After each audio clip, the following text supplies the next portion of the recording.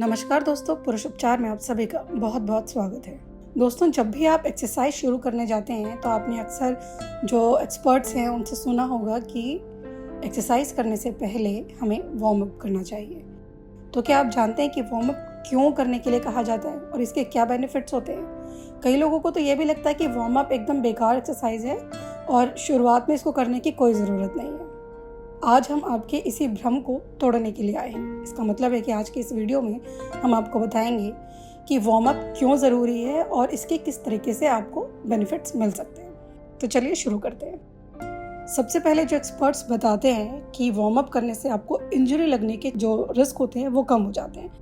अब सवाल है, ऐसा क्यों होता है? ऐसा इसलिए होता है कि जब आप लगातार वार्म अप करते हैं every day before the exercise, तो इससे होता ये है कि आपके जो मसल्स हैं या जॉइंट की जो स्टिफनेस है वो कम हो जाती है।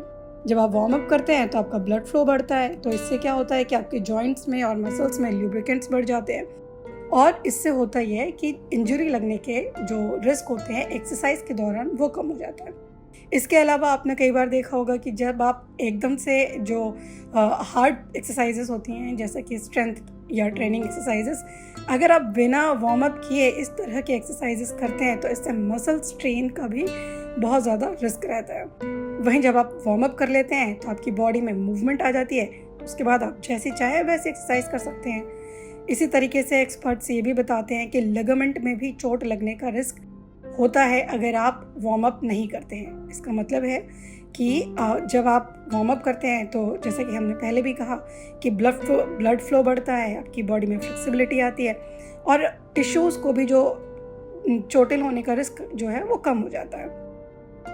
इसी तरीके से एक्सपर्ट्स ये भी बताते हैं कि जब आप रेगुलर वार्म अप करते हैं एक्सरसाइज से पहले तो कुछ बेनिफिट्स भी आपको मिलते हैं, जैसे कि आपके मसल्स टेम्परेचर जो है वो बढ़ जाते हैं। मसल टेम्परेचर बढ़ने से होता ये है कि आपके मसल ज़्यादा कॉन्ट्रैक्ट हो सकती है और आपका जो पावर है, स्टेमिना है, स्ट्रेंथ है, आपकी स्पीड है वो भी बेहतर होती है। यहाँ तक कि आपकी नर्व्स एंड मसल्स कम्युनिकेशन को भी ये बेहतर करता है।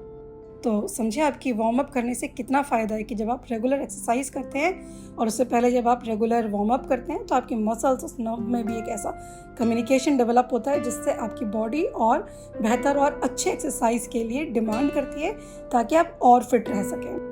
और इसका तो हम पहले भी कई बार जिक्र कर चुके हैं कि लगातार वार्म अप करने से आपकी बॉडी में ब्लड फ्लो बढ़ता है। ब्लड फ्लो बढ़ने का मतलब होता है कि आपकी बॉडी में ऑक्सीजन सप्लाई भी बेहतर होती है और ये कहने की ज़रूरत नहीं है, जब ऑक्सीजन सप्लाई बेहतर होती है तो आपका हार्ट हेल्थ, आपकी लंग्स हेल्थ, आपकी ओवरऑल बॉडी पर बहुत अच्छा असर पड़ता है और इसका असर आपकी एक्सरसाइज और वार्म अप परफॉर्मेंस पर भी पड़ता है। यहाँ तक कि जो आप खाते पीते हैं उसमें मौजूद न्यूट्रिएंट्स भी आपके ओवरऑल बॉडी पर पहुँचता है।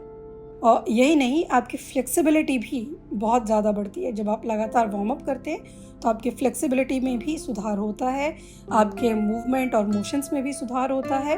ऐसा खासकर एक्सरसाइज के दौरान होता है और कार्डियोवास्कुलर जो आपका सिस्टम है यानी कि जो आपकी हार्ट हेल्थ है वो भी काफ़ी हद तक अच्छी रहती है।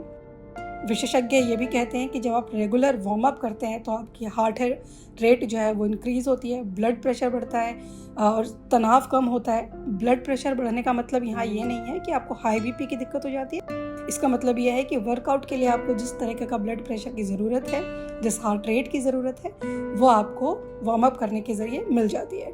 और सबसे अच्छी बात जो ये है कि आप मेंटली खुद को एक्सरसाइज और वर्कआउट के लिए फिट कर पाते हैं। तो आज के इस वीडियो में आपने जाना कि वार्म अप करने के लिए क्यों हमारी बॉडी को तैयार होना चाहिए और इससे हमें किस किस तरीके से फ़ायदे मिलते हैं। इसी तरह की और वीडियो अगर आप देखना चाहते हैं तो हमारे चैनल को ज़रूर लाइक और सब्सक्राइब करें और अपने दोस्तों के साथ शेयर करना ना भूलें। Thank you.